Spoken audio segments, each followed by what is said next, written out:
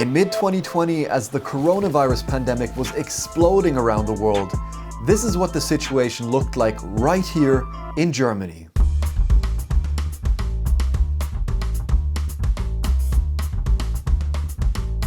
The country was hailed the world's shining star of coronavirus containment. Germany. Germany, by comparison. Germany, where hospitals are not yet overwhelmed.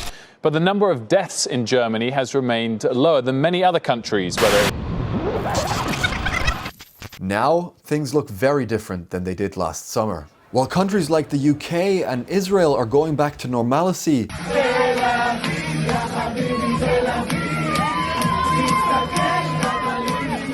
Germany has been under some form of lockdown for over 6 months. On Germany's intensive care wards, this is what the third wave looks like. Hospitals have been pleading with the government to tighten restrictions. Going on like this will destroy the economy, will destroy the people, and will cost lives. So, how did we get here? How did Germany, a country known for its efficiency, love of planning, and rationality, lose control of its COVID-19 response? Problem 1, indecision. Germany was able to flatten the first coronavirus curve by acting fast. In March 2020, politicians were quick to impose an almost complete lockdown. As the second wave started picking up speed, critics say decision makers underestimated the virus, much to the frustration of scientists who had called for harsher measures much earlier. Und ich bin es ehrlich gesagt etwas leid. Wir haben den Sommer damit verschwendet, darüber zu diskutieren, wie gefährlich ist das eigentlich. It was November when politicians finally took action. They imposed a partial lockdown. Weil wir auch den Bürgerinnen und Bürgern versprechen können, diese Maßnahmen sind befristet. Needless to say, this partial lockdown was only partially successful. Not only are these measures still in place, but they've been tightened. Germany never went into a complete lockdown. Politicians were hesitant to fully shut down workplaces such as factories.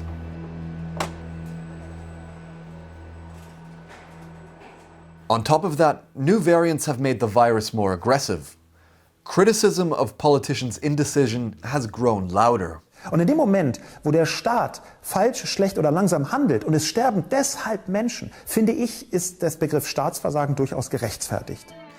The inability of politicians to quickly decide on uniform measures is partially down to how the country is governed. Germany is a federal republic.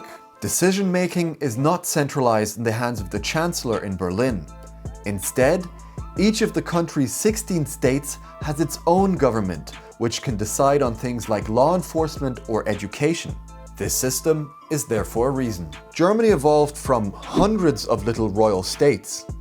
After World War II, federalism was enshrined in law to avoid falling into a dictatorship ever again.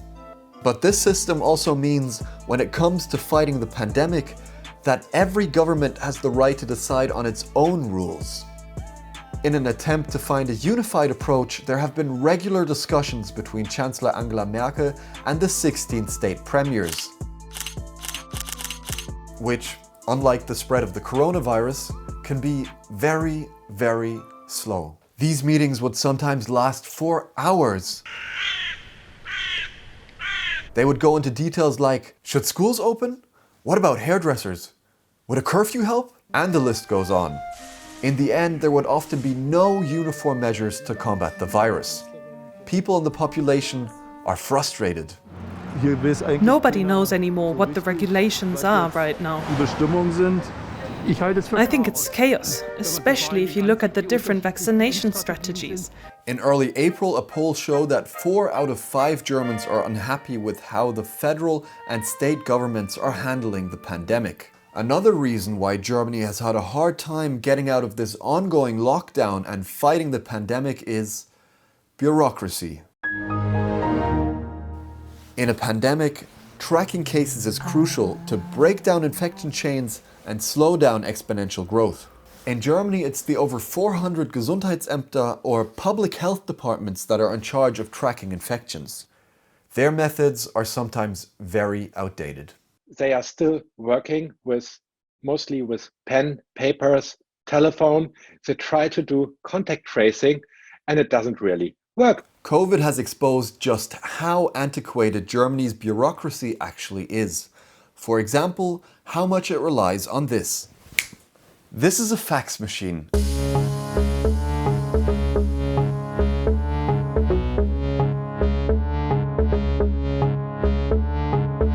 A technology that's nearing its 170th birthday.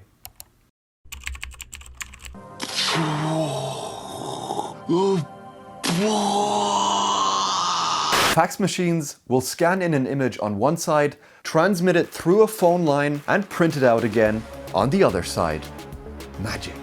In Germany, these things were used to transmit COVID-19 test results.